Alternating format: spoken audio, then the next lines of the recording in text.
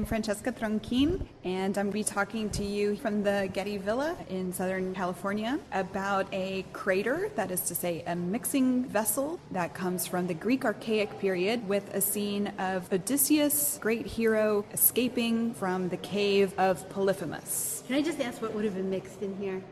It's a good question, and fortunately an easy one to answer. The Greeks would always mix their wine with water.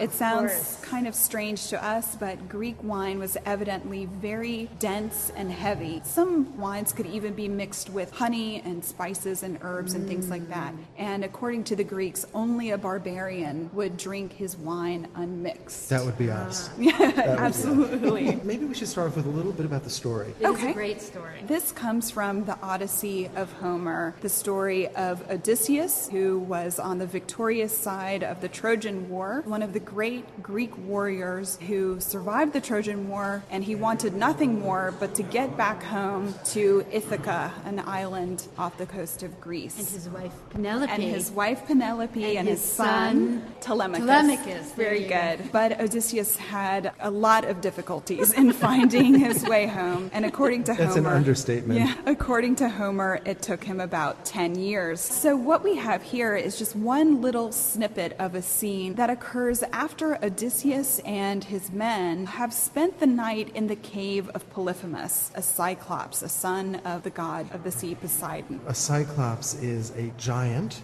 Yes. And known for having had one eye. Absolutely. So the giant had actually trapped these men in the cave with the intention he was going to eat them, he was going to eat them. Okay. And he did snack on a few. Like a good barbarian, Polyphemus drank his wine unmixed and got too drunk and got very angry and started scooping up Odysseus's men and eating them like peanuts. Odysseus and the survivors developed a plan to escape from the cave, and since Polyphemus was already pretty drunk and he was passing out, Odysseus and his men took a big, long tree trunk, put it in a fire, and sharpened the end of it, and Polyphemus passed out drunk. They gouged his eye out. Lovely. My Latin teacher loved to talk about that. You know, as grisly as the story is, it's very indicative of a kind of Greek way of thinking. You don't treat your house guests badly, and that is precisely what Polyphemus had done. And so they needed to escape. So they blind Polyphemus with this giant stake. Then the next step to sneaking out of the cave was Odysseus and his men lashed themselves underneath the herd of sheep and rams that Polyphemus had. So as the sheep were walking out of the cave, Polyphemus was sort of patting the sheep on the back, and he couldn't feel that the men were riding underneath. Because he was standing guard at the mouth of the cave. Yes. To make sure they didn't escape. Yes. And as Odysseus and his men, as they're leaving and about to sail away, Polyphemus says, well, the least you can do is tell me your name. And Odysseus tells him in Greek, my name is nobody. And so Polyphemus is very angry, and he says, nobody has blinded me, and nobody has stolen my sheep. So the scene that we have here is really just a little snapshot of that entire story. But you have to remember that a Greek audience would immediately recognize this. One particular scene would be able to recount the entire story. I think there's a little extra humor here because, of course, this is painted on a vessel that's meant to serve wine. Yes. Right? And so it is sort of wonderfully folded into itself, isn't it? Oh, absolutely. And I think on a lot of Greek vases designed for drinking wine, there are all kinds of life lessons, so to speak. And this is one of them, of course. By looking at this little snapshot of the story of Odysseus, you remember Polyphemus and you remember not to drink too much. Okay. Hopefully. Yeah, hopefully. So how is this painted? When we think about ceramics, we think about glazes, and this looks very shiny in certain places, but the Greeks didn't really have glazes in the way that we understand them. Isn't that right? No, that's absolutely right. What the Greeks used for vase painting, and we use that term painting rather loosely because just the same that it wasn't really glaze, it wasn't really paint, but in fact slip, which is very watered down clay. And this gives us an insight into the tremendous difficulty of vase painting, because after the potter has thrown the vase on a potter's wheel, he might paint the vase himself, or he might pass it off to someone who was exclusively a painter. And in using that slip, that watered down clay, and painting painting on a clay vessel. It's almost like painting on a black canvas with black paint. It would have been very difficult to see a lot of the areas that had been painted. But now you can see them, so Yes. what makes that visible?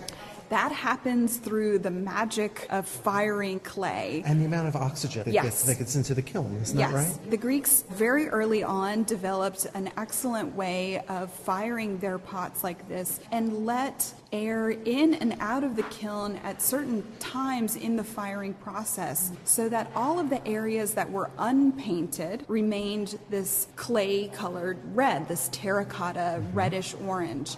And all of those places that had been painted, touched by the brush, they turned black through oxidation. And then the artist has gone in and it seems like with a little stylus of some sort has actually etched into that black. Did that happen Yes. after the firing? Yes, that happened after the firing. So these details that you see, for example, of the arm of Odysseus coming around the side of the ram, of the ropes that are tying Odysseus to the ram's eye as well. Those are all incised in with, like you said, like a stylus. Another technique that's been used here is added color. There are big patches of white in those two big eyes that are on either side of the vessel, these eyes that have a very enigmatic meaning to us today. I don't think anyone has quite worked out exactly what those giant eyes mean. And there's also added white along the belly of the ram and for the ram's horns. Oh, yes. And that white was added after the firing process, and that explains why a lot of it has flaked off. I'm really interested in looking at Odysseus' face because here he is, his men have been devoured, at least some of them. He's really defying death by escaping, and yet as a hero, he looks so calm.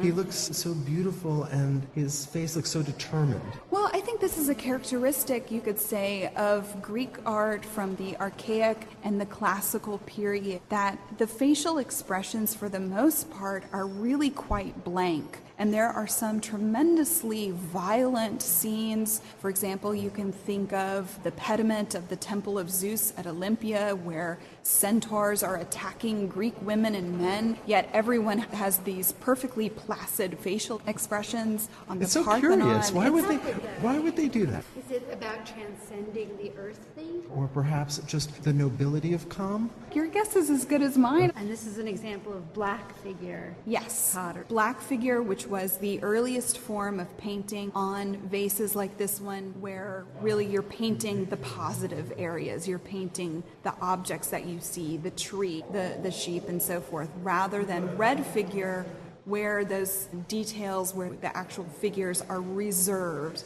and the background is painted in. So this is silhouette, that a kind of reserve line. Reserve, yes. Fantastic. Terrific. Thank you so much. Sure.